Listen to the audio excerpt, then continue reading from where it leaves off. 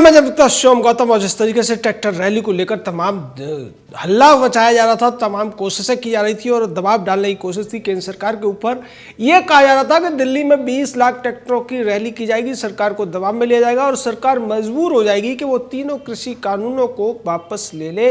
ये योजना थी उन लोगों की जो अब तक पिछले 60 दिनों से किसान आंदोलन को या किसानों के नाम पर बैठे हुए लोगों को अब तक मिसलीड करते हुए आ रहे हैं। लेकिन आज ये सारे के सारे मिसलीडर एक तरीके से सच में आ गए, सत्य में आ गए और इन सब ने जो दिल्ली पुलिस ने रूट सुझाया था न केवल उसको मान लिया, इन्होंने ये भी कहा कि हम ट्रैक्टर रैली दिल्ली पुलिस द्वारा सुझाए गए रूट पर ही निकालेंगे। राकेश टिकैत का बयान आया कि दिल्ली पुलिस और हमारे बीच कोई हार जीत का मैच नहीं हो रहा है, हम वही चाहते हैं जो देश चाहता है।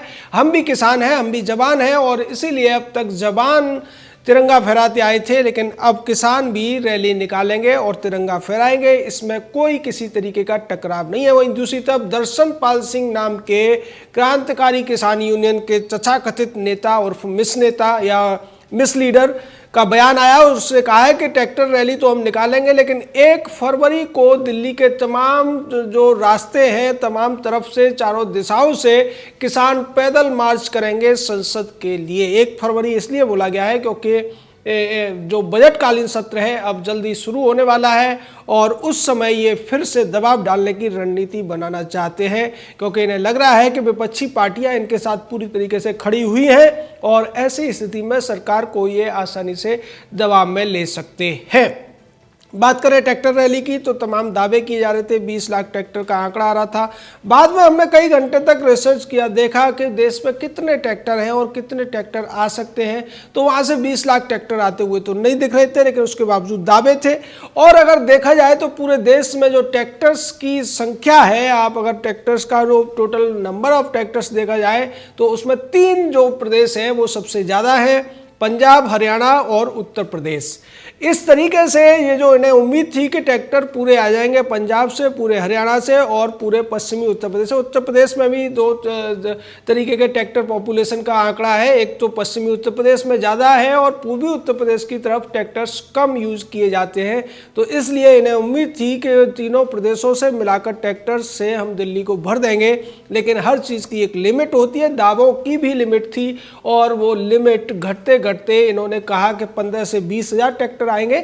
लेकिन दिल्ली पुलिस ने स्पष्ट कर दिया है कि 5000 से ज़्यादा ट्रैक्टर नहीं होने चाहिए, क्योंकि जिस तरीके से जो एरिया बताया गया है उसमें इतने ही ट्रैक्टर्स की रैली आसानी से हो सकती है, अन्यथा जो रास्ते हैं वो जाम हो जाएंगे और ट्रैक्टर रैली में शामिल लोगों को भी निकलने का मौका नहीं मिल पाएगा। अब जिस तरीके से रूट बनाया गया है उसके हिसाब से जो समय दिया गया है वो 12 से 5 बजे के बीच का है और वो तमाम दावे, वो तमाम जो धमकियां थी, जो गीदड़ भभकियां थी, वो सब पीछे चली गई है। जो किसान नेता ये कह रहे थे कि सरकार ने हमारे प्रस्ताव को मानना पड़ेगा और सरकार ने जो रूट सुझाया या दिल्ली पुलिस ने जो रूट सुझाया हम उसको नहीं मानेंगे, हम अपना रूट बताएंगे।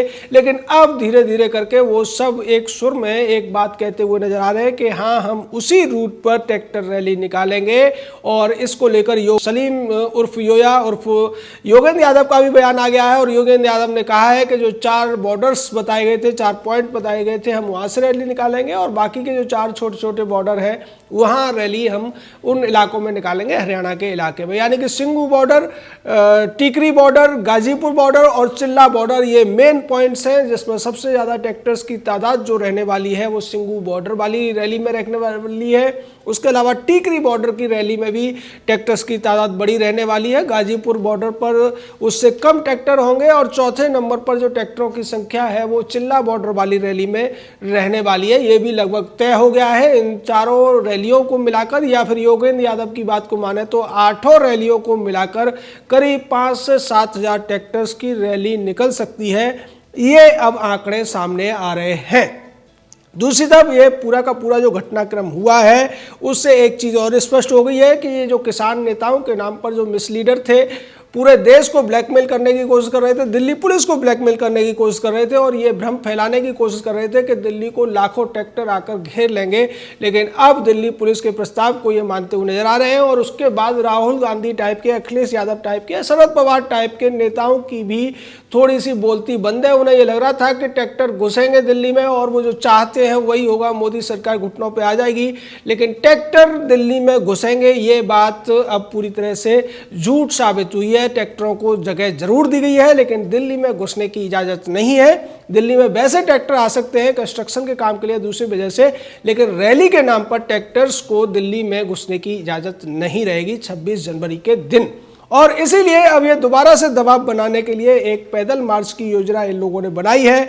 1 फरवरी को तमाम रास्तों से पैदल मार्च की योजना है। उसको लेकर सुप्रीम कोर्ट क्या कहता है, दिल्ली पुलिस क्या कहती है, ये भी देखा जाएगा क्योंकि इसको लेकर भी सुप्रीम कोर्ट में याचिका हो सकती है या सुप्रीम कोर्ट इस पर संज्ञान ले सकता है कि जो पैदल मार्च की योजना है उसके पीछे कारण क्या है और ये दबाव की जो राजनीति है वो उसमें नए नए स्टेप या नए नए ट्विस्ट क्यों लाए जा रहे हैं। इसके पीछे की वजह आप समझ सकते हैं कि विपक्षी पार्टियां ये चाहती है कि जब तक बजट सत्र चले तब तक ये किसानों का तथाकथित आंदोलन या जो किसानों के नाम पर जो विरोध प्रदर्शन है वो जारी रहना चाहिए, क्योंकि इससे सरकार दबाव में रहेगी और हम किसानों की बात उठाने के नाम पर बार बार संसद के दोनों सदनों में नारेबाजी करेंगे, सरकार को दबाव में लेने की कोशिश करेंगे और संसद में जो वास्तविक काम होना चाहिए, जनता के मुद्दों पर जो बहस होनी चाहिए, जो कानून पास होने चाहिए, उसको हम पास नहीं होने देंगे। क्योंकि बार बार इस मुद्दे को अब विपक्ष पूरी तरीके से उठाने वाला है, इसकी योजना बन चुकी है। शरद पवार ने भी आज जिस तरीके से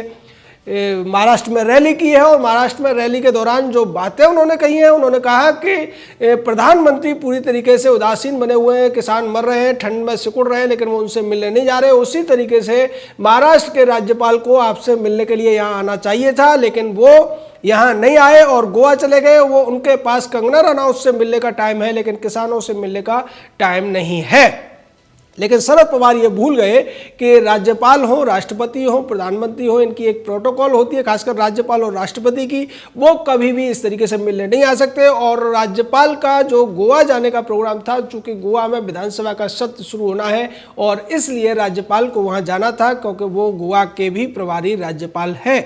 ऐसी स्थिति में सब कुछ जानते हुए भी जब कोई राजनेता या कोई मिसलीडर इस तरीके की बातें करता है तो जो समझदार लोग हैं उनको हंसी आती है और नासमझ लोग उसकी बातों में फंस जाया करते हैं। शरद पवार पुराने राजनीतिक रह चुके हैं, मुख्यमंत्री रह चुके हैं कई बार और उसके अलावा केंद्र में मंत्री रह चुके हैं। उसके बावजूद अगर वो लोगों को बरगलाने के लिए, किसानों को बरगलाने के लिए इस तरीके का झूठ बोलते हैं, उसके ऊपर जो राजनीतिक टिप्पणियां हैं वो भी आती हैं। और ऐसा देवेंद्र फडणवीस ने कहा भी कि जो आज किसानों का हितैषी होने का दावा कर रहे हैं उनका दोगलापन भी सामने आ गया है। महाराष्ट्र में 2005 से ही कॉन्ट्रैक्ट खेती का कानून लागू है लेकिन एनसीपी और कांग्रेस पूरे देश को इस पर बरगलाने की कोशिश कर रहे हैं। वो महाराष्ट्र में इसको अपनाते हैं और पूरे देश के लिए इसको गलत बताते हैं। ये कैसा दोगलापन या दोगली राजनीति है।